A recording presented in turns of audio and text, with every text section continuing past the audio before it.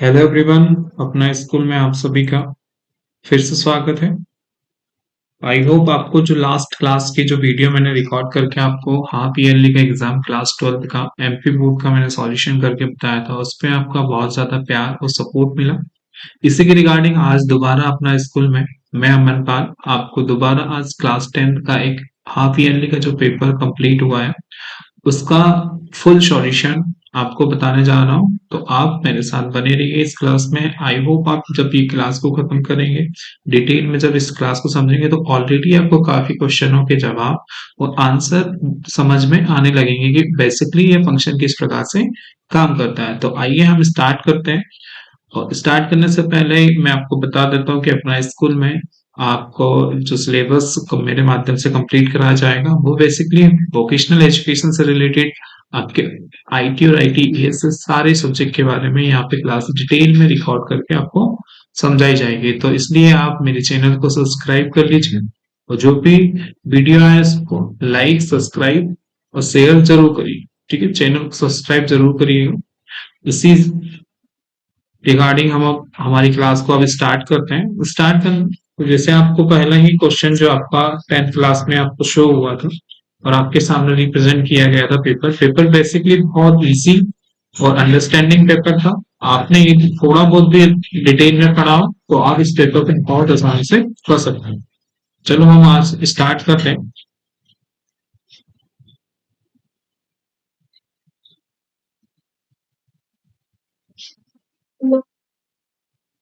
ठीक, start start करते हैं। पहला जो क्वेश्चन आया था वो आपका पहला क्वेश्चन था, प्रश्न क्रमांक 1 था। वस्तुनिष्ठ प्रश्न दिए थे। पहला प्रश्न क्या दिया था, इसमें से कौन सी एक सकारात्मक अच्छी चेहरे की अभिव्यक्ति है। अच्छी चेहरे की अभिव्यक्ति मतलब समझ सकते हैं आत्मविश्वास की बात कर रहे हैं यहाँ पे। ठीक, तो अच्छी चेहरों की अभिव्यक्ति जो होती है जब भी हम बात करते हैं तो हमें सकारात्मक जो चीजें दिखती है, यदि हम हमारे आंखों के संपर्क को बनाए रखते हैं, जैसे मैं आपसे अभी बात कर रहा हूँ, वो मेरे जो आइस कांटेक्ट है कहीं ना कहीं कैमरे से आते हैं, तो आप समझ सकते हैं कि अच्छा सकारात्मक जो थिंकिंग होती है और जो अच्छी अभिव्यक्ति होती है, जहाँ पे हम किसी की बात सुन रहे हैं तो हमें आंखों का संपर्क बनाए रखना रहेगा। तो आपको फर्स्ट जो आपका ऑब्जेक्टिव था 1 नंबर का, उसमें क्या आता है, आपका सेकंड वाला आता है कि आंखों के संपर्क बनाए रखना। दूसरा क्वेश्चन आपका जो था, दूसरा क्वेश्चन क्या था, इसमें से कौन सा संचार बाधाओं को दूर करने का एक तरीका है। बाधाओं को दूर करने का एक तरीका पूछा था यहाँ पे। अब पूछा क्या है यहाँ पे, संचार एक शब्द आया है यहाँ पे। संचार क्या होता है, तो आपस में बातचीत करने को ही क्या बोला जाता है, संचार कहा जाता है। ठीक है, इसमें क्या आता है आपको, इसमें आता है आपको पहला आंसर कि एक दूसरे को मतभेदों का सम्मान करना। ठीक है, एक दूसरे के मतभेदों का सम्मान करना। ठीक है, इसमें कौन सा आंसर आता है आपको, फर्स्ट आता है। अब हम आगे बढ़ते हैं।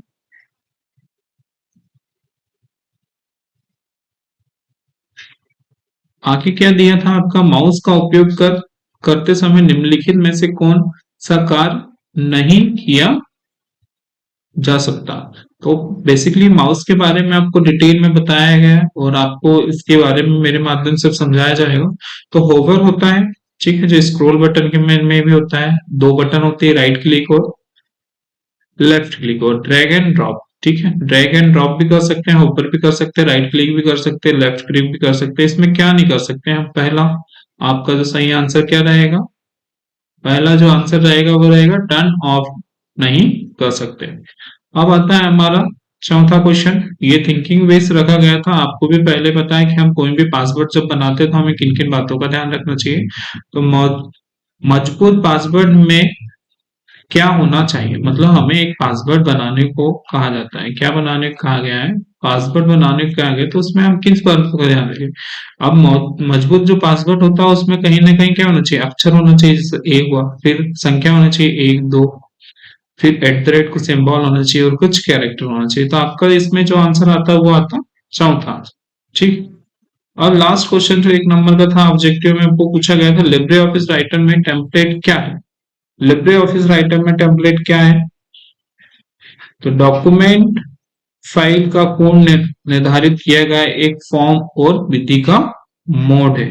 क्या पूछा है, टेम्पलेट के बारे में, जिसको हम इम्प्रेस के नाम से भी जानते हैं। इसमें आगे मैं डिटेल में आपको बताऊंगा लिब्रे ऑफिस के बारे में कि इम्प्रेस क्या होता है। बेसिकली टेम्पलेट के रूप में ही जैसे पीपीटी बनाने के लिए हम यूज कर सकते हैं इम्प्रेस का। ठीक है, आई होप आपके पांचों क्वेश्चन जो एक एक नंबर के थे वो आपको सही गए होंगे। ठीक है, अब आप हमारा आ जाता है सेकेंड क्वेश्चन। सेकेंड क्वेश्चन हमारा क्या था? रिक्त स्थानों की पूर्ति कीजिए। रिक्त स्थान में पहला क्वेश्चन जो आया था हमारा, खालिस्तान विभिन्न फॉर्मेटों का एक संग्रह होता है। तो खालिस्तान पे आपको क्या लिखना था? बेसिकली खालिस्तान में जो हमारा मेन आता है वो आता है हमारा स्टाइल। कि स्टाइल क्या होता है हमारा? स्टाइल जो होती है हमारी, यहाँ पे मैं लिख देता हूँ स्टाइल। स्टाइल जो होती है वो होती है विभिन्न फॉर्मेटों का एक संग्रह होता है। अब हमारा सेकेंड क्वेश्चन क्या दिया?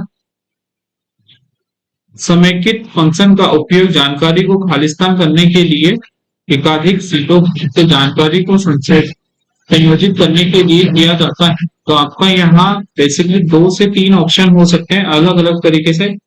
एक रूप भी आ सकता है एक रूप करने के लिए, सारांश सारांशित करने के लिए।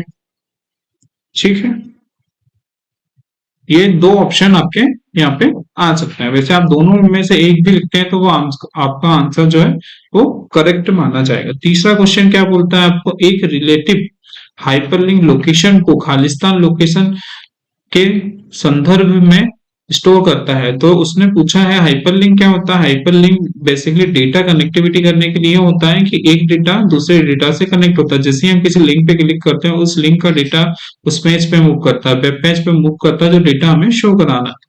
तो एक दूसरे से डेटा कहीं ना कहीं लिंक करने के लिए हाइपरलिंक तो कौन सी यहाँ पे आएगा? वो वर्तमान आएगा। कि वर्तमान जो लोकेशन है उसमें लोकेशन को संबंध में स्टोर करता है। ठीक है, अब बताया हमारा कौन सा क्वेश्चन? चौथा क्वेश्चन, खालिस्तान व्हाट इफ प्रश्नों के लिए एक योजना उपकरण होता है। खालिस्तान में यहाँ पे बेसिकली ये माइक्रो के अंदर आता है और माइक्रो के अंदर क्या आना चाहिए? सिनारियो। एक मैनेजर होता है, सिनारियो मैनेजर। यहाँ पे आंसर क्या आता है आपका? Scenario manager. ठीक है, आपका ये आंसर सही गया होगा आई होप। अब आता है हमारा फिफ्थ नंबर का क्वेश्चन जिसको हम बोल रहे हैं क्या? माइक्रो खालिस्तान हमें एक मॉड्यूलर को जोड़ने और हटाने की अनुमति देता है। मतलब एक कौन सा मॉड्यूल है जो माइक्रो के अंदर हमें जोड़ने और घटाने की अनुमति, कोई भी फाइल को जोड़ने और घटाने की अनुमति प्रदान करता है? तो वो होता है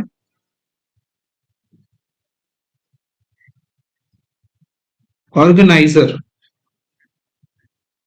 जो वहां पे एक मैनेजर के रूप में काम करता है, वहां पे एक होता है ऑर्गेनाइजर करके एक फंक्शन, एक मॉड्यूल होता है जिसके माध्यम से हम जोड़ा या घटाया जा सकते हैं किसी फाइल के।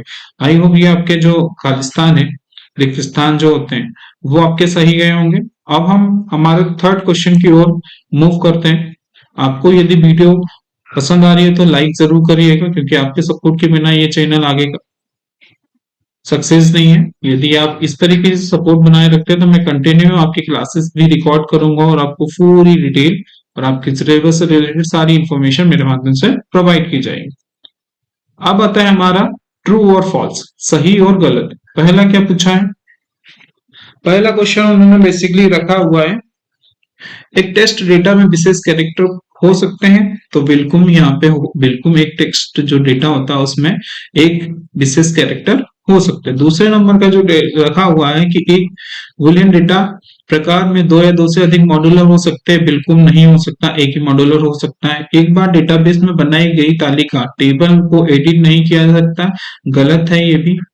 डीबीएमएस में टेबल को हम क्या कर सकते हैं? एक कमांड होती है, एडिट कमांड का उपयोग करके हम उसमें सारी चीजें कर सकते हैं। अब आता है हमारा fourth question, Libre Office Base में। Libre Office Base basically Libre Office में एक और ऑप्शन, एक और ऐसे मल्टीपल सॉफ्टवेयर होते हैं, उसमें से ही एक बेस होता है जिसको हम डेटाबेस के नाम से जाना जाता है। उसकी क्या आएगा यहाँ पे? थर्ड वाला गलत आएगा। हम ऑडियो डेटा भी रिकॉर्ड कर सकते हैं उसमें। सॉर्ट डायलॉग बॉक्स केवल आरोही क्रम में डेटा को सॉर्ट करने में मदद करता है, गलत। ये भी क्या होगा हमारा? गलत होगा। तो बेसिकली यदि इस क्वेश्चन में देखते हैं तो हमारा एक ही सही आंसर था, बाकी सारे हम गलत थे। ठीक है, अब हमारा fourth number third number complete हो गया पे आते हैं। और यहाँ पे बेसिकली उन्होंने 4 नंबर दिया है, यहाँ पे उन्होंने दे दिया है 3। ये मिस प्रिंट हुआ है, आप निश्चिंत रहिए, मैंने यहाँ पे बता दिया है आपको। अब हमारा फर्स्ट आता है हमारा मैचिंग, क्या बोल रहे हैं हम इसको, सही जोड़ी बनाई है। ठीक है, उन्होंने अ और ब में 2 कॉलम बनाए हुए हैं। पहला उन्होंने क्वेश्चन क्या रखा है, टेबल।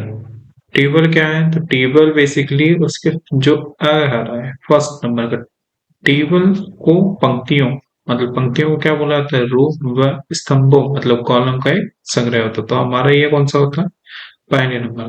अब दूसरे नंबर पे हमारा आता है फॉर्म।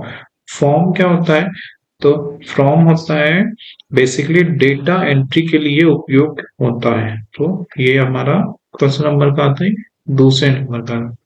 अब तीसरा उन्होंने क्या दिया है, क्यूरी। तो क्यूरी विशेष जानकारी प्राप्त करने के लिए प्रोग्राम होता है। तो ये होता था हमारा 3 नंबर पर। और चौथे नंबर पे क्या दिया है हमारा, चौथे नंबर पे दिया है हमारा रिपोर्ट दिया है उन्होंने। रिपोर्ट का आता हमारा डेटा को आकर्षित फॉर्मेटों में प्रस्तुत करती है। ठीक है, तो ये हमारा क्या हो जाता है, ये हमारा हो जाता है चौथे नंबर पर। अब आता है हमारा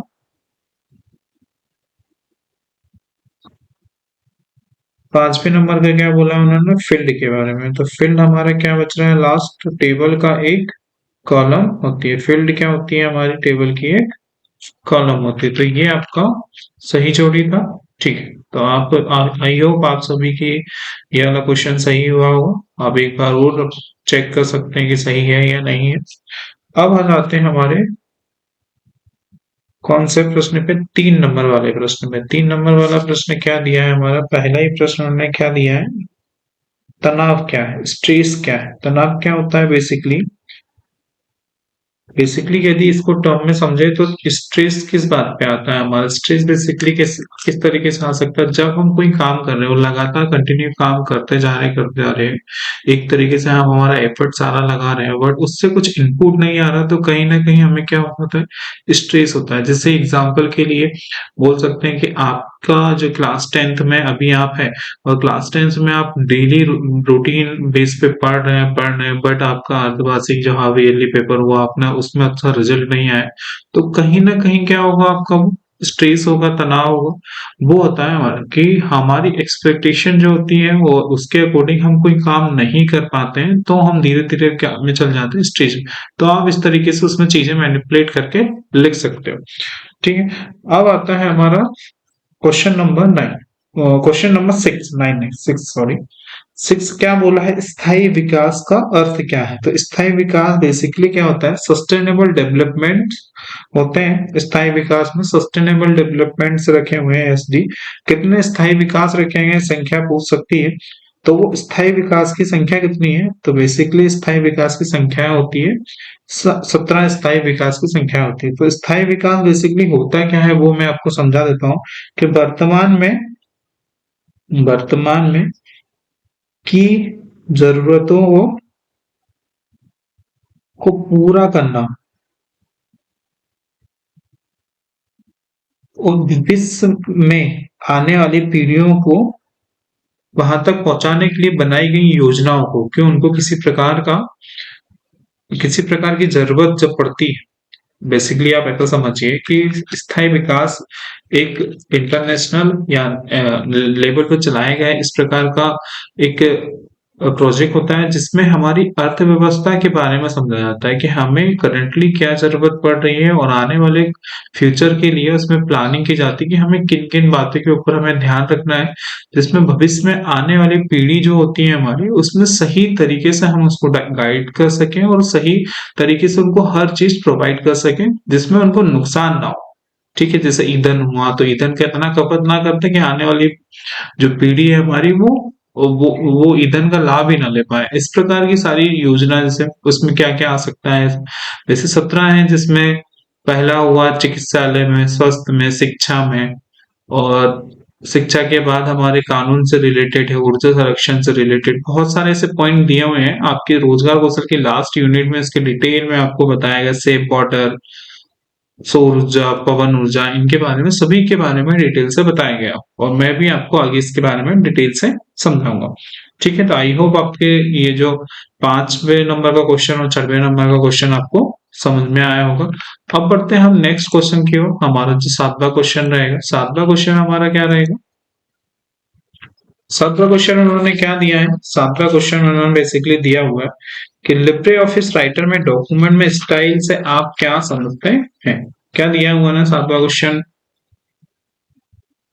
7वां क्वेश्चन दिया लिब्रे ऑफिस राइटर। तो लिब्रे ऑफिस राइटर क्या है? बेसिकली एक सॉफ्टवेयर होता है जो कि एक्सेल की तरह ही होता है। तो उसमें पहला उन्होंने पूछा हुआ है कि स्टाइल, स्टाइल से आप क्या समझते हैं? स्टाइल से आप क्या समझते हैं? तो समझने में स्टाइल की कैटेगरीज आपको पढ़नी रहेगी। कैटेगरीज में स्टाइल में जैसे पेज होता है, फिर आता है हमारा पैराग्राफ आता है, फिर आता है कैरेक्टर आता है, फिर फ्रेम आ जाता है। ये क्या होती है? लिस्ट है, टेबल है। ये क्या है? बेसिकली स्टाइल की कितनी कैटेगरीज होती है? तो हम बेसिकली 6 कैटेगरी में स्टाइल को बांटा गया है। तो लिब्रे ऑफिस राइटर में स्टाइल से आप क्या समझते हैं, मतलब हम क्या समझते हैं? तो लिब्रे ऑफिस राइटर में बेसिकली स्टाइल का उपयोग किसी भी डॉक्यूमेंट, किसी भी टेक्स्ट से, या किसी भी इमेज की फॉर्मेटिंग या अंडरलाइन करने के लिए, क्रॉप करने के लिए, जो जितने भी हम हमारे दादा से प्रोसेस की जाती है, वो किसके अंतर्गत आती है? वो स्टाइल के अंतर्गत आती है, जिसमें हमारा पेज है, पैराग्राफ है, कैरेक्टर है, फ्रेम है, लिस्ट है, टेबल है। कैटेगरीज की संख्या कितनी हो गई? तो 6 हो गई। तो ये हम बेसिक बेसिक चीजें इसमें हम समझा सकते थे कि हम इस प्रकार से स्टाइल का यूज कर सकते हैं। अब हम हमसे पूछा गया, अब हम नेक्स्ट क्वेश्चन पे आते हैं। नेक्स्ट क्वेश्चन हमसे पूछा गया उन्होंने, नेक्स्ट क्वेश्चन क्या पूछा है उन्होंने?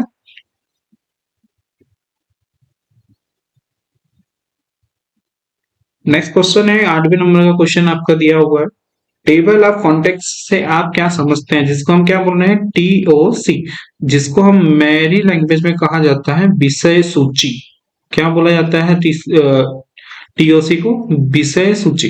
अब TOC के बारे में आप डिटेल से समझिए कि TOC क्या होता है। तो TOC बेसिकली एक इंडेक्स की तरह काम करता है, इंडेक्स की तरह। अब इंडेक्स से क्या होता है? जैसे हमारे बुक का इंडेक्स होता है कि हमें पता है कि यूनिट 1 हमारी कितने नंबर पे है? 3 नंबर पे है। ठीक है, कितने नंबर पे? 3 नंबर। तो हमें क्या, हम डायरेक्टली 3 नंबर वाले पेज पे जाके हम यूनिट 1 को ओपन कर सकते हैं। तो बेसिकली आप समझिए कि TOC का काम लिब्रे ऑफिस में क्या होता है। मान के चलिए आपके पास कुछ डेटा रखा हुआ है और आपने एक डेटा प्रॉपर तरीके से बनाया, तो वहां पे टेबल ऑफ कॉन्टेक्स्ट का मतलब ये रहेगा कि यदि आपने किसी प्रकार का डेटा बनाया है, तो उसको नेविगेशन करने के लिए, मतलब उसकी सूची बनाने के लिए, एक इंडेक्स बनाने के लिए हम TOC की मदद करते हैं।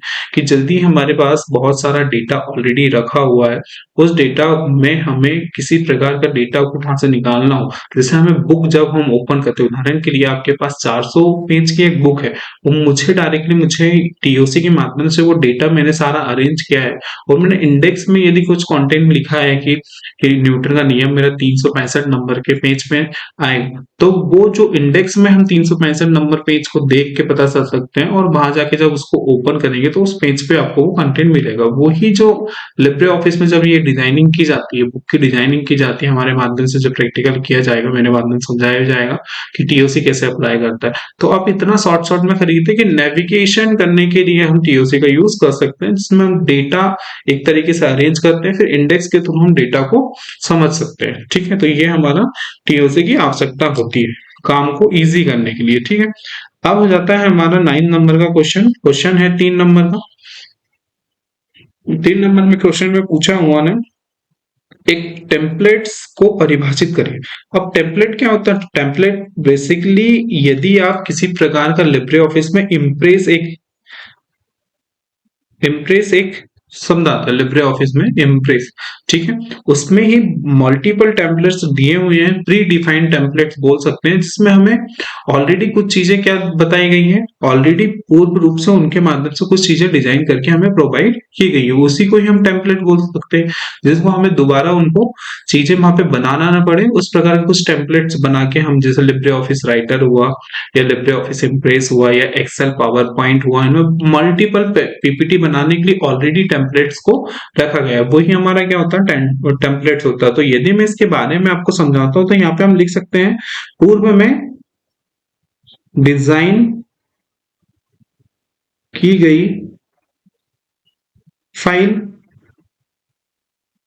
होती है क्या, टेम्पलेट्स। ठीक है, ये पूर्व में डिजाइन की गई फाइल होती है जो हमें आसानी से हम उस पर काम कर सकते हैं, हमें बार बार उस फाइल को बनाने की जरूरत ना पड़ती है। तो ये टेम्पलेट्स की एक परिभाषा आप लिख सकते थे वहां पे कि ये टेम्पलेट्स होता है।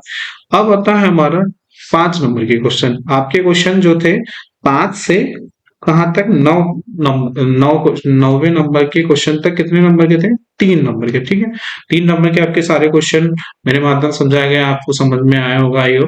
और आप एक बार जरूर चेक करिएगा कि आपने क्या लिखा है, यदि कुछ गलती की तो आप रिपीट ना करिए आपके फाइनल एग्जाम में। ठीक है, अब आता है हमारा क्वेश्चन नंबर कौन सा, क्वेश्चन नंबर आपका आता है 10th क्वेश्चन। क्या बोलता है, मौखिक संचार के विभिन्न प्रकारों की सूची बनाओ। क्या पूछा है, मौखिक संचार के अंदर विभिन्न प्रकार की सूची जो होती है उनके बारे में पूछा है। और प्रत्येक प्रत्येक मौखिक संचार प्रकारों के लिए उदाहरण शामिल करें। ठीक है, आपको क्या करना है, उनके लिए वो उदाहरण भी आपको बताना है। ठीक, बताते हैं कि बेसिकली यदि मैं आपको बताऊं तो आपको मौखिक संचार समझने से पहले आपको क्या समझना रहेगा, आपको एक संचार के बारे में समझना रहेगा। तो संचार क्या होता है, संचार होता है आपस में बातचीत करना, बातों का आदान प्रदान करना। ठीक है, आपस में बातों का आदान प्रदान करना, ये संचार जो है इसको इंग्लिश में क्या कहा जाता है, तो कम्युनिकेशन कहा जाता है। ठीक है, कम्युनिकेशन कहा जाता है। ये कौन से शब्द से लिया गया है, तो कम्युनिकेयर से लिया गया। कौन सी भाषा थी, तो ये लैटिन भाषा का शब्द है। ठीक है, ये मैंने आपको बेसिक डिटेल दी। अब आते हैं हमारे मेन क्वेश्चन पे, क्या पूछा है उन्होंने, मौखिक संचार के बारे में पूछा है। ठीक है, तो मैं यहाँ पे मौखिक लिख देता हूं, मौखिक संचार। मौखिक संचार के अंदर उन्होंने इसके प्रकारों को पूछा है। तो पहला प्रकार जो आता है हमारा, वो आ जाता है हमारा पारस्परिक संचार। पारस्परिक संचार बेसिकली क्या होता है, पारस्परिक संचार बेसिकली क्या होता है, दो लोगों के बीच में आपस के कम्युनिकेशन को ही क्या बोल सकते हैं, पारस्परिक संचार कहते हैं। वो औपचारिक रूप से भी हो सकता है और अनौपचारिक रूप से भी हो सकता है। तो पहला टाइप तो ये था आपका। दूसरा क्या आता है हमारे पास में, लिखित संचार। क्या आता है हमारे पास, लिखित संचार। लिखित संचार वह संचार होता है जिसमें हम किसी लेटर के फॉर्म में, मैसेज के फॉर्म में 1-to-1 कम्युनिकेशन करते हैं। वो किसी भी फॉर्म में हो सकता है, वो ऑनलाइन हो सकता है, वो ऑफलाइन हो सकता है, वो डाक गृह से हो सकता है, वो किसी भी फॉर्मेट में हो सकता है। तो वो हमारे लिखित संचार। और तीसरा हमारा जो आता है वो छोटे समूह। कौन से समूह में, छोटे समूह में संचार। मतलब कि हम बोल सकते हैं कि क्लास में हम, एक टीचर जब पढ़ाता है 20 स्टूडेंट को पढ़ा रहा है, तो वो क्या कर रहा है, छोटे समूह में क्या कर रहे हैं, आपस में कम्युनिकेट कर रहे हैं, चीजों को समझ रहे हैं। तो वो छोटे समूह का संचार कह सकते हैं। ठीक है, और लास्ट हमारा जो आता है वो 4th नंबर का आता है, वो आता है सार्वजनिक रूप से। कौन से रूप से, सार्वजनिक में कौन कौन से आ सकते हैं इसमें, पॉलिटिक्स, जितने भी चुनाव प्रचार होते हैं, पॉलिटिक्स में जितने भी चुनाव प्रचार होते हैं वो कौन से होते हैं, सार्वजनिक रूप से बोले गए। ठीक है, मतलब बहुत सारी पब्लिक के सामने बोले गया एक ऐसा संचार जिसमें मल्टीपल लोगों की क्वांटिटी है और सार्वजनिक रूप से घोषणा की गई है, तो वो हमारे सार्वजनिक संचार में आता है, सार्वजनिक कम्युनिकेशन आता है। ठीक है, अब ये बेसिकली ये 4 प्रकार थे मौखिक संचार में, जो उन्होंने जो पूछा है आपसे सूची। आप इसके बारे में आप उदाहरण दे सकते हैं। पारंपरिक संचार में आप 1-to-1 का दे सकते हैं, लिखित संचार में आप व्हाट्सएप हुआ, मैसेंजर हुआ, छोटे में क्लास का, छोटे समूह में संचार में क्लास का दे सकते हैं आप, और सार्वजनिक रूप से आप बोल सकते हैं चुनाव का। ठीक है, मेरे माध्यम से एक एक उदाहरण भी आपको बता दिया गया। अब जो हमारा 11वें नंबर का क्वेश्चन है, 11वें नंबर का क्वेश्चन आपका क्या दिया है, फाइल और फोल्डर में अंतर लिखे। कितने अंतर लिखना है आपको, 5 अंतर लिखना है। ये 3rd यूनिट में आपको पढ़ाया जाता होगा कि फाइल और फोल्डर क्या होता है। तो बेसिकली आपको फर्स्ट अंतर क्या बोलना है कि कलेक्शन ऑफ फाइलों के समूह को क्या बोला जाता है? फोल्डर बोला जाता है। ठीक है, मतलब हम जब भी कोई फाइल को बनाते हैं और जब फाइल का एक संग्रह हो जाता है, 10 फाइल 20 फाइल ऐसे हो जाती है, तो उन सारी फाइलों को क्या करते हैं, हम एक फोल्डर बनाते हैं और उस फोल्डर में उन फाइलों को सेव करते हैं। अब फाइल क्या होती है, तो छोटे रूप में डेटा को स्टोर करना रखने के लिए या किसी डॉक्यूमेंट को सेव करने के लिए हम किसका यूज करते हैं? फाइल का। और फोल्डर का यूज क्यों करते हैं? तो किसी भी फाइल को सेव उसके अंदर रखने के लिए हम फोल्डर का यूज करते हैं। फाइल को जब हम बनाते हैं तो उसके एक्सटेंशन के साथ हम उसको बनाते हैं, और वैसे फोल्डर का कोई इस प्रकार का एक्सटेंशन नहीं होता है। ठीक है, तो ये विशेष इसके अंतर थे। ठीक, और इसमें आकार जो होता है फोल्डर का, किसी प्रकार का आकार नहीं होता है कि कितने साइज का, जो हमारा फाइल होता है उसका आकार होता है, तो ये भी एक अंतर है। ठीक है, ये बेसिक बेसिक डिटेल मेरे माध्यम से बताई जा रही है, आपको वो डिटेल में मेरे माध्यम से समझाया जाएगा आप जब क्लासेस स्टार्ट होगी आपकी। ठीक, अब हमारा आता है कौन से नंबर का क्वेश्चन?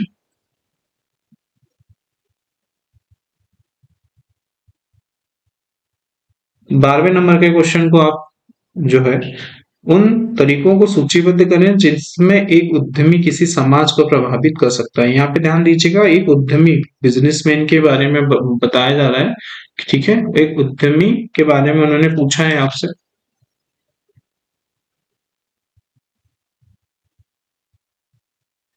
एक सेकेंड, मेरा पेन काम नहीं कर रहा, लाइन बने रहिएगा आज क्लास में। ठीक, क्या दिक्कत आ रही है मैं देखता हूँ।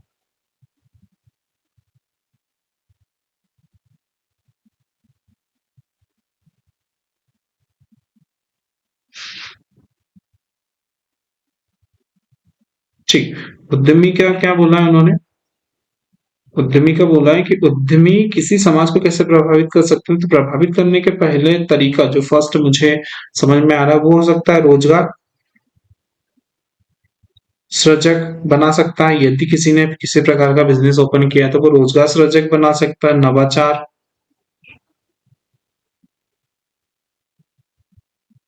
नवाचार हो और प्रौद्योगिकी का लाभ उठवा सकता है आसपास के लोगों को। तीसरे नंबर पे आता है आपका आर्थिक विकास। आर्थिक विकास मतलब आसपास के लोगों को पेमेंट से रिलेटेड यदि वहां पे किसी प्रकार की चीजें हैं तो वो वहां पे मदद कर सकता है। अब आता है हमारा फोर्थ नंबर का सामाजिक विकास। यदि किसी ने किसी प्रकार की कंपनी को ओपन किया है, सामाजिक परिवर्तन, सामाजिक विकास नहीं, सामाजिक परिवर्तन हो सकता है। ठीक है, पूंजी निर्माण, इस प्रकार के सारे जो होते हैं वो किसके आते हैं? जब कोई उद्यमी किसी प्रकार का बिजनेस को ओपन करता है। मान के चलिए एक कंपनी है, एक किसी भी गांव में जब कंपनी ओपन हुई है तो आसपास के जो एरिया है, जितने भी गांव है, उनको जहाँ जो लोग रह रहे हैं कहीं ना कहीं उनको क्या मिलेगा? वहां पे क्या मिलेगा? रोजगार मिलेगा। रोजगार मिलेगा तो कहीं ना कहीं उनको आर्थिक रूप से सहायता मिलेगी। तो उद्यमी जब भी किसी प्रकार का बिजनेस ओपन किया जाता है या कंपनियां ओपन की जाती है तो उसके मल्टीपल बेनिफिट्स होते हैं और आसपास के एरिया में भी मल्टीपल बेनिफिट्स होते हैं। मेरे माध्यम से ये सारे पॉइंट उसमें लिख दिए गए हैं। ठीक है, आप एक बार और डिटेल में मैं इसके बारे में समझा दूंगा, और एक आप भी एक बार इसको चेक कर लीजिएगा। अब आता है हमारे कौन से नंबर का क्वेश्चन? 13वें नंबर का क्वेश्चन आपका क्या बोल रहा है? टेम्पलेट को इंपोर्ट करना और एक्सपोर्ट करने में क्या अंतर है? टेम्पलेट के बारे में आपको समझ में आ गया था, मेरे माध्यम से आपको बता दिया टेम्पलेट में। तो टेम्पलेट जब बन जाता है, ठीक है, तो टेम्पलेट में इंपोर्ट का जो ऑप्शन रहेगा, इंपोर्ट जी ये है हमारा इंपोर्ट है। ठीक है, इंपोर्ट में क्या आएगा? तो जो बाहरी स्रोत होते हैं, बाहरी स्रोत मतलब हमारे सिस्टम में चीजें नहीं है, हम कहाँ से और कहीं सॉफ्टवेयर से या और कहीं वेबसाइट से लाया गया टेक्स्ट या कंटेंट, वो होता है इंपोर्ट। और एक्सपोर्ट क्या होता है? एप्लीकेशन से में बनी कौन सी एप्लीकेशन, जैसे लिब्रे ऑफिस में हमने कुछ डॉक्यूमेंट बनाए या इमेज बनाए, बनी जानकारी या इमेज किसी प्रकार, तो वो होता है एक्सपोर्ट। अब उदाहरण के लिए समझिए कि इंपोर्ट और एक्सपोर्ट क्या होता है। जैसे हम हमारे माध्यम से अमेरिका और इंडिया, ठीक है, ये क्या करते हैं आपस में? इंपोर्ट सामान जो होता है, इंपोर्ट और एक्सपोर्ट करते हैं। तो अमेरिका से हमारे पास जो सामान आया वो अमेरिका से क्या हुआ है, इंपोर्ट। और हमारे जहां से जो सामान जा रहा है, हमारे द्वारा बनाए गए जो भी चीजें हैं, वो अमेरिका जा रही है, तो वो क्या हो जाएगा, एक्सपोर्ट हो जाएगा। ठीक है, इसी प्रकार से टेम्पलेट में भी यही होता है कि यदि कोई भी डॉक्यूमेंट, कोई भी जानकारी किसी थर्ड पार्टी के रूप में आपको आपके टेम्पलेट में यूज कर रहे हैं, तो वो क्या हो रहा है, वो इंपोर्ट हो रहा है। और यदि अपने लिब्रे ऑफिस में कोई चीजें बनाई है और उस लिब्रे ऑफिस में बना के उस चीज को कहीं और ले जा रहे हैं, तो उसको बोल सकते हैं एक्सपोर्ट। ठीक है, आपको अंतर बेसिक समझ में आया है। अब इसके बारे में मल्टीपल जो डिफरेंस है वो लिख सकते हैं। ठीक है, अब हम आप आगे बढ़ते हुए हमारे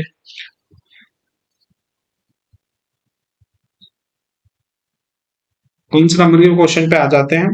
14 नंबर के, ठीक है। मर्जिंग और क्रॉपिंग के बारे में पूछा है उसने, और स्प्रेडशीट के बीच में अंतर बताइए। तो मैं बता सकता हूँ मर्जिंग क्या होता है, दो दो या दो से अधिक स्प्रेडशीट के डेटा को अलाइन करना, एकल करना मतलब मान के चलिए यहाँ पे, एकल करने का मतलब यह है कि मार्जिन में ये स्प्रेडशीट इस प्रकार के किससे बनी होती है, रो और कॉलम से बनी होती है। ये ए है, ये बी है, ये सी है और ये डी है। ठीक है, तो ये एक सेल है और ये एक सेल है। मैंने इन दोनों सेल को क्या किया, मर्ज किया, तो ये क्या हो जाएगा, हमारा मर्जिंग हो जाएगा। ठीक है, अब उसने बोला है क्रॉपिंग, क्रॉपिंग नहीं, कंपेयर बोला है, कंपेयरिंग करना बोला है। ठीक है, क्या बोला है उन्होंने, कंपेयरिंग करना बोला है। सॉरी, मैंने यहाँ पे रीड नहीं किया था अच्छे से। ठीक है, कंपेयरिंग में क्या बोला है कि कंपेयर में अलग अलग, क्या बोला है, अलग अलग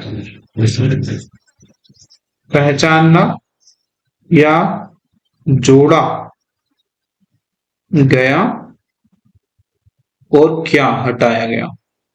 मतलब हम किसी एक टेबल पर काम कर रहे थे और हमारे माध्यम से उसमें क्या चीजें ऐड की गई है और क्या चीजें हटाई गई है। कंपेयर करने का मतलब क्या होता है, कंपेयर करने का मतलब यहाँ पे देखिएगा, कंपेयर में बोलता हूँ कि कॉलम एक है और कॉलम दो, इन दोनों में क्या चीजें डिलीट की गई है, क्या चीजें इंसर्ट की गई है, वही होता है हमारा कंपेयरिंग। ठीक है, मार्जिंग और कंपेयरिंग आपको समझ में आ गया। मार्जिंग दो सेल को आपस में मर्ज करके डेटा कंपेयर करना, और कंपेयरिंग दो सेल को आपस में कंपेयर करना कि क्या चीजें इसमें ऐड की गई है और क्या चीजें वहां से डिलीट की गई है।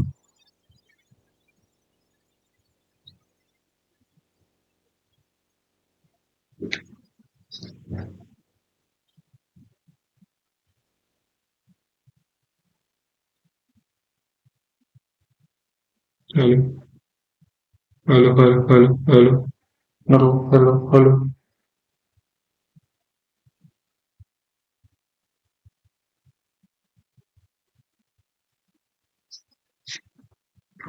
चलिए, अब हमारे क्वेश्चन नंबर,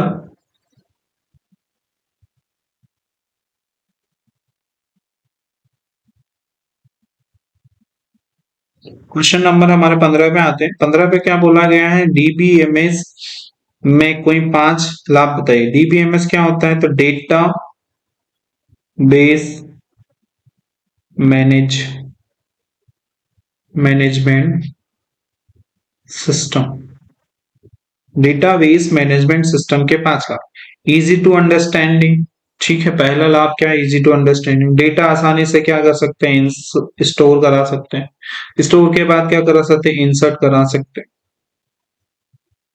डेटा आसानी से डिलीट कर सकते हैं, लॉन्ग समय तक डेटा स्टोर हो सकता है, इजी टू अंडरस्टैंडिंग होता है, समझने में आसान होता है। ठीक है, तो ये सारे क्या होते हैं, लाभ होते हैं। अब इसमें क्या होता है कि डेटा लंबे समय तक हम स्टोर करके रख सकते हैं फाइल सिस्टम की तुलना में, तो ये बेसिक बेसिक इसके लाभ है। डेटा क्या होता है, एपीआई, आगे मैं इसके बारे में बताऊंगा कि एपीआई क्या होता है।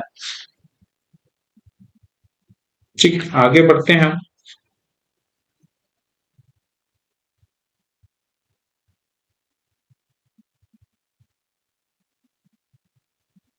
आगे आपका क्वेश्चन दिया है उन्होंने, क्वेश्चन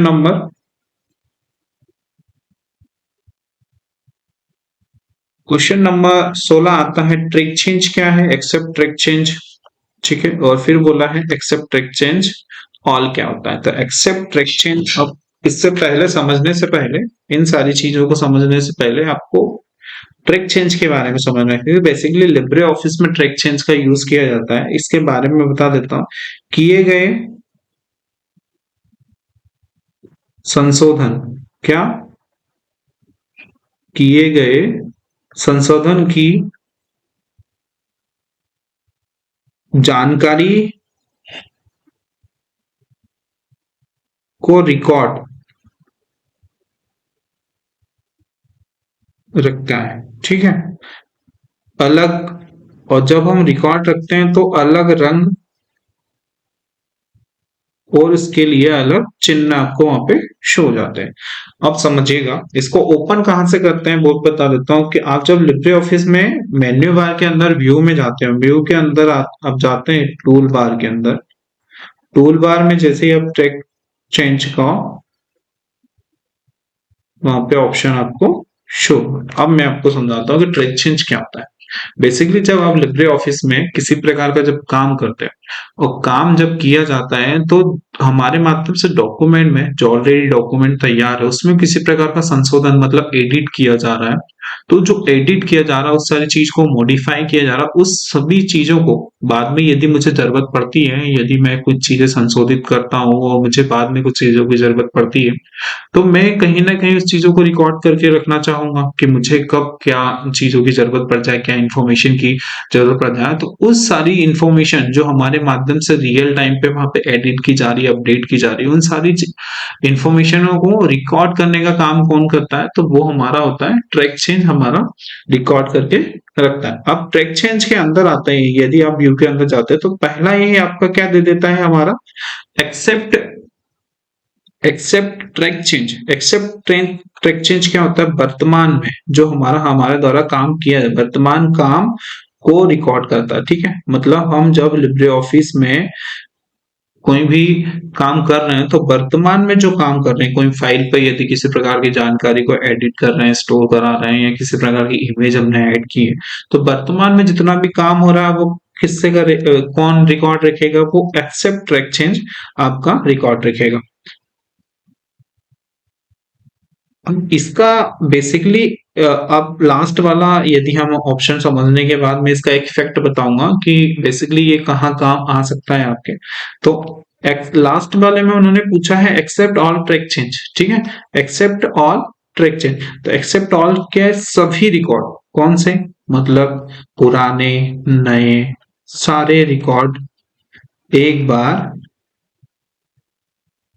में स्वीकार करता है। मतलब नए और पुराने सारे रिकॉर्ड को एक साथ हमारे पास, हमारे जो लिब्रे ऑफिस में होता है वो रिकॉर्ड रखने के लिए हम क्या बोलते हैं, एक्सेप्ट, मतलब सारे रिकॉर्ड को एक साथ एक्सेप्ट कर लिया। एक्सेप्ट ऑल ट्रैक चेंज, नाम से ही पता चल रहा है एक्सेप्ट ट्रैक चेंज को, मतलब कुछ चीजें एक्सेप्ट कर रहा है। ट्रैक चेंज मतलब बोल सकते हैं कि कुछ चीजें जो ट्रैक पे नहीं चल रही थी उसको जब रियल टाइम पे अपडेट किया जाए तो ट्रैक करने का काम कर रहा है। ट्रैक करने का मतलब लोकेट करने का काम कर रहा है, वहां से लाने का काम कर रहा है, रखने का काम कर रहा है। तो कहीं ना कहीं हमें नाम से ही पता चल जाता है। इसका एक फैक्ट बता सकता हूँ कि अधिकतर कहाँ इसका यूज होता है, तो मैं बताऊंगा एक या एक से अधिक जब लोग काम करते हैं, कौन से एक ही डॉक्यूमेंट या जिसको हम बोलते हैं दस्तावेज पर जब आप काम किया करते हैं तो वहां सबसे ज्यादा इस चीज का यूज होता है, एक्सेप्ट ट्रैक चेंज का।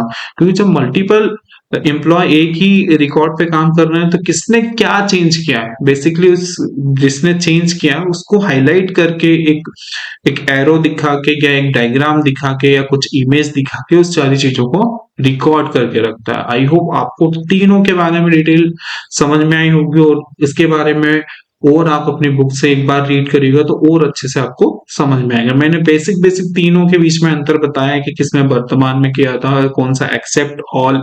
नाम से ही कहीं ना कहीं वो सारी चीजें आइडेंटिफाई हो रही है उनके, कि वो नाम से ही पता चल रहा है कि वो क्या काम में यूज हो रहा है। अब आता है हमारा 17 नंबर के क्वेश्चन पे हम आ जाते हैं। 17 नंबर का निम्नलिखित को परिभाषित करना, मतलब आपको पहला दिया है कंसोलिडेट फंक्शन के बारे में बताया गया है। समेकित जिसको बोल रहे हैं, समेकित यानी कंसोलिडेट फंक्शन के बारे में बोला गया है। कंसोल जो होता है कंसोलिडेट फंक्शन बेसिकली कहाँ यूज होता है, तो वो होता है स्प्रेडशीट। ये लिब्रे ऑफिस में ही होता है, एक्सेल में जैसे होता है। लिब्रे ऑफिस में स्प्रेडशीट में है एक एक समान कार्य करने के लिए एक समान डेटा वाली तीन फाइलें, ठीक है। कौन सी तीन फाइलें हैं जो कि अलग अलग रिपोर्ट है, ठीक है। कुल बिक्री का पता करना है, इसमें हमें क्या है, उदाहरण में लिख रहा हूं जिसमें हम कुल बिक्री को क्या करना है, सम करना है। किसकी सीट में, वर्क सीट। कहां पे, वर्क सीट में। तो मैं एक साथ जोड़ सकता हूं, ठीक है। इसमें क्या होता है, एक साथ हम इसमें जोड़ सकते हैं, ठीक है। अब समझिएगा कि जो हमारा कंसोलिडेट फंक्शन होता है स्प्रेडशीट में मान के चलिए कि हमारे पास तीन सीट है, सीट 1, सीट 2 और सीट 3। तीनों सीट पर एक ही बिजनेस या एक ही दुकान की रिपोर्ट रखी हुई है, वो भी एक ही मंथ की रखी हुई है। कि एक मंथ में हमारा एक किराने का जो है बेसिक जो डेली यूसेस के लिए जो बिकता है सामान, उसकी बनी हुई है, ड्राई फ्रूट्स की बनी हुई है और कुछ चिप्स की बनी हुई है। तो इस प्रकार के हमारे पास तीन सीटें बनी हुई है मान के, ठीक है। अब तीन सीटों में क्या हो रहा है, तीन सीट हमारे पास ऑलरेडी उन्होंने बना दी है। तीन सीट में जो भी डिटेल आ रही है, फर्स्ट सेकेंड और, हम तीनों का एवरेज हम निकाल सकते हैं कि बेसिकली वहां पे कितनी सारी चीजें बिकी है और कितना हमें और उस पर काम करना, मतलब सारा डेटा मर्ज करके हम उसको कंसोलिडेट करके हम एक एवरेज निकाल सकते हैं कि बेसिकली हमारे इस मंथ की इतनी सेल हुई है। वहां पे हम किस फंक्शन का यूज करते हैं, तो कंसोलिडेट फंक्शन का यूज करते हैं, ठीक है। अब आ जाता है हमारा कौन सा, गोलसिक। गोलसिक बेसिकली ये व्हाट इफ में आता है। किस में आता है, व्हाट इफ के बारे में डिटेल में बताऊं क्या होता है। फॉर्मूला जो होता है, क्या होता है व्हाट इफ, एक फॉर्मूला में परिणाम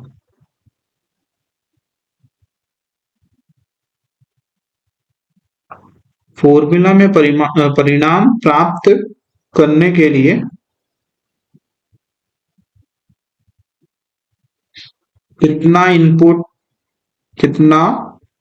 इनपुट मान होना चाहिए, ठीक है। समझ में आया मैं क्या कहना चाह रहा हूँ। बोल रहा है यहाँ पे गोलसिक के बारे में मेरे माध्यम से बताया जा रहा है कि गोलसिक क्या होता है। तो बेसिकली ये व्हाट इफ कंडीशन में ही आता है कि फॉर्मूला जब भी लिब्रे ऑफिस में फॉर्मूला जब भी हम पुट करते हैं परिणाम के लिए, तो उसमें इनपुट कितना प्रोवाइड किया जाए, ठीक है, तो हमारा मान सही आए। जैसे मान के चलिए, उदाहरण क्या है इसके लिए, आपका अभी परीक्षा हुआ है, ठीक है। उदाहरण से आप क्लियर समझे, परीक्षा में आपके कितने परसेंट आए हैं, 90% आए, ठीक है। अब 90% तो आपके एक सब्जेक्ट में है, आपको 90% ओवरऑल पहुंचने के लिए या आपको 92 पे पहुंचने के लिए बाकी सब्जेक्ट में कितने नंबर लाना पड़ेगा आपको, वो सारी चीजों को रिकॉर्ड, उसमें कितना और ऐड करना पड़ेगा, कितने नंबर कहाँ पे हमें इंक्लूड करना रहेगा, जिसमें हमने जो एवरेज सोचा है, जो परसेंटेज सोचा है, हम किसको बना सकते हैं। जैसे हमारा 50 आ गया, कहीं पे हमारा 70 आ गया, कहीं पे हमारा 80 आ गया। हमारा गोल था 80% का, तो कहीं ना कहीं हमें तीन सब्जेक्ट में फिर क्या करना रहेगा, 90 से ऊपर अब नंबर ऐड करना रहेगा। जब यहाँ हम ज्यादा नंबर ला जाएंगे तो हमारा ये दो सब्जेक्ट में क्या होता है, एवरेज हमारा वहां पे सही हो जाता है। तो कितने इनपुट, मतलब मुझे ये आउटपुट प्राप्त हुआ था और उससे मैंने समझ लिया कि मुझे और कितने आउट इनपुट की जरूरत पड़ेगी और मैं उसमें वहां पे ऐड करूंगा तो मेरा जो परीक्षा परिणाम रहेगा वो 90% आ सकता है। ये बेसिकली गोल सीक का काम होता है। ठीक है, अब आ जाता है हमारा क्वेश्चन नंबर 18। क्वेश्चन नंबर 18 पूछा है हाइपरलिंक क्या होता है। तो हाइपरलिंक की बेसिकली शॉर्टकट की होती है कंट्रोल प्लस के। ठीक है, अब इसमें पूछा है रिलेटिव और एब्सोल्यूट हाइपरलिंक के बारे में पूछा है। तो बेसिकली रिलेटिव जो होती है वो किसी भी प्रकार के डोमेन के साथ कनेक्टिविटी नहीं रखती, इसमें यूआरएल नहीं होता है। इसमें भी डेटा हाइपरलिंक के बारे में मैं आपको बता देता हूँ पहले। हाइपरलिंक क्या होता है, बेसिकली यदि मान के चले हम, मेरे माध्यम से बता कि ये ए टाइप की एक वेबसाइट है, ठीक है, और ये बी है। अब ए का डेटा किसके साथ कनेक्ट है, बी के साथ है। तो जैसे ही मैं ए पे क्लिक करता हूं तो कहाँ मूव करता हूँ, बी पे। तो ये दोनों जो हुए हैं वो क्या हुए, हाइपरलिंक, मतलब आपस में कनेक्ट हुए हैं। ठीक है, यही होता है हमारा हाइपरलिंक। अब आता है हमारा रिलेटिव। ठीक है, रिलेटिव में क्या होगा, ये रिलेटिव में जैसे इमेज है, मैं यहाँ पे लिख देता हूँ आपको, और लोगो है, क्या है, लोगो डॉट पीएनजी। इसमें हमारा आगे यूआरएल नहीं आएगा, जैसे डब्ल्यू डब्ल्यू होता है वैसा चीजें यहाँ पे कुछ आपके सामने शो नहीं होगी, मतलब इसमें डायरेक्टली इंफॉर्मेशन ऐड की जाती है। बट क्या होता है, सेकेंड हमारे पास दिया हुआ है एब्सोल्यूट हाइपरलिंक। एब्सोल्यूट में क्या होता है कि यूआरएल जिसमें पूरा आता है, जैसे हमारे पास होता है एक प्रोटोकॉल लगा होता है S T T P, trans hypertext transfer protocol colon double slash फिर W W W dot Google dot com. तो ये क्या होता है, बेसिकली इस प्रकार से इसका एड्रेस होता है। ठीक है, डेटा को आपस में लिंक करने के लिए। तो ये इस प्रकार के हम चीजें इसमें समझ सकते हैं। अब हमारा फिर जो हमारा 19 नंबर का क्वेश्चन क्या रखा उन्होंने, डीबीएमएस क्या है। डीबीएमएस में विभिन्न मॉडल को का चित्र सहित समझाइए। तो डीबीएमएस के बारे में डेटाबेस मैनेजमेंट सिस्टम होता है, डेटा बेस मैनेजमेंट सिस्टम। इसका उपयोग डेटा को मैनेज करने के लिए किया जाता है। मल्टीपल इस प्रकार के डेटा होते हैं जो कि बड़े लार्ज डेटा होते हैं, इसमें इस सॉफ्टवेयर में आपको उसकी अरेंज करने के लिए, उस सारे डेटा को अरेंज करने के लिए हम डीबीएमएस का यूज करते हैं। अब इसमें मॉडल का नाम मैं बता देता हूं। पहला आ जाता है हायरार्किकल मॉडल, जिसको हम किसके फॉर्म में जानते हैं, ट्री ट्री मॉडल में। ठीक है, फिर आता है हमारा नेटवर्क, जिसमें सारी चीजें क्या होती है, आपस में कनेक्ट होती है इस प्रकार। फिर आता है हमारा रिलेशनल।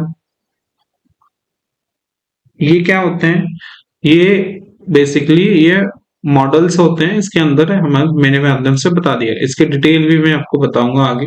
आपके बुक में भी दिया हुआ नेटवर्क के बारे में, हायरार्किकल के बारे में दिया, और रिलेशनल के बारे में दिया हुआ है, इसके बारे में आपको दिया हुआ है। की क्या होती है, बेसिकली की एक लॉक की तरह काम होता है, जिसे हम बोलते हैं की। ठीक, तो डीबीएमएस में जब हम डीबीएमएस का यूज करके हम डेटा को जब अरेंज करते हैं, जैसे माइस्क्यूएल में यदि हमने किसी प्रकार का डेटा बनाया है और माइस्क्यूएल के थ्रू कोई कमांड हम चला रहे हैं, किसमें, माइस्क्यूएल सॉफ्टवेयर में हम किसी प्रकार का डेटा को जब अरेंज कर रहे हैं तो वहां पे कीज का यूज होता है। और जब भी आप आगे इसमें डेटाबेस क्रिएट करते हैं तो वहां भी हम डेटाबेस और उसके डेटाबेस जब हम आइडेंटिफाई करते हैं और देते हैं किसी भी चीज में, तो वहां भी हम प्राइमरी की या की का यूज करते हैं। तो विभिन्न प्रकार की को उदाहरण के साथ समझाना, तो पहले आती है हमारी सुपर की। ये सुपर की होती है सेट ऑफ टेबल, जिसको हम बोलते हैं अद्वितीय, मतलब इसके जैसा कोई नहीं होता। ठीक है, फिर आता है हमारा सेकेंड नंबर पे कैंडिडेट की, जो कि हम हमारी टेबल में एक या एक से अधिक हो सकती है। ठीक है, प्राइमरी की टेबल में एक हो सकती है, एक ही प्राइमरी की।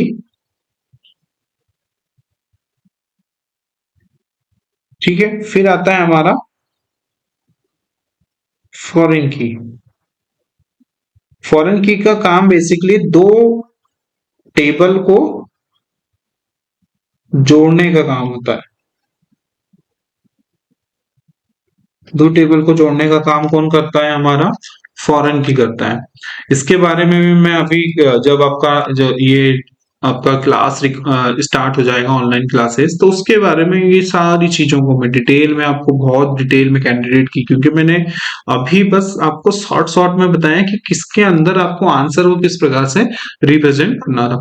मैं आई होप आपको ये सारी चीजें समझ में आई होगी और आपके काफी डाउट और जो आपके काफी क्वेश्चन छूट गए हैं जिसके बारे में आपको नॉलेज नहीं था, मैंने बेसिक बेसिक चीजें बता के आपको इनके बारे में अवेयर कराया कि इस प्रकार से सारे जो कीज होती हैं या डेटाबेस होते हैं या मॉडल्स होते हैं या गॉलसीक होता है या कंसोलिडेट फंक्शन होता है, इस प्रकार से हम उनको लिख सकते हैं, क्योंकि हमें बेसिक चीजों का अंडरस्टैंडिंग है। और हाँ, बेसिक चीजों के साथ साथ यदि आपने अपनी स्कूल की लैब में इन सभी के प्रैक्टिकल किए हो तो आप इजी तरीके से थ्योरी बना सकते हैं, क्योंकि प्रैक्टिकल से हमें आसान रहता है कि हमने किस फंक्शन को कहाँ उपयोग किया था, उसमें क्या चेंजेस हुए थे, तो हम थ्योरी बना के लिख सकते हैं। जैसे गोलसिक के बारे में यदि मैं बताना चाहूँ, गोलसिक का ऑप्शन कहाँ यूज होता है, स्प्रेडशीट में यदि मैं बोलता हूँ कि यदि स्टाइल का पूछा है तो स्टाइल बेसिकली हम यदि वहां पे बोलना चाहें कि सबसे पहले हम लिब्रे ऑफिस को ओपन करेंगे, ओपन करने के बाद हम जैसे ही हमारा मेन्यू बार में स्टाइल के ऑप्शन को क्लिक करते हैं, स्टाइल पे जाने के बाद फर्स्ट हमारा हेडिंग आता है, सेकेंड हमारे कलर का ऑप्शन आ जाता है, टेक्स्ट का आ जाता है, बॉडी टेक्स्ट क्या होना चाहिए, बैकग्राउंड कलर क्या होना चाहिए, ये सारी चीजें वहां पे शो हो जाती है। जब आप ये सारी चीजें प्रैक्टिकल के साथ वहां पे करेंगे तो ऑटोमेटिकली आपको थ्योरी बनाना आ जाएगा, आपको स्टेप बनाना आ जाएगा,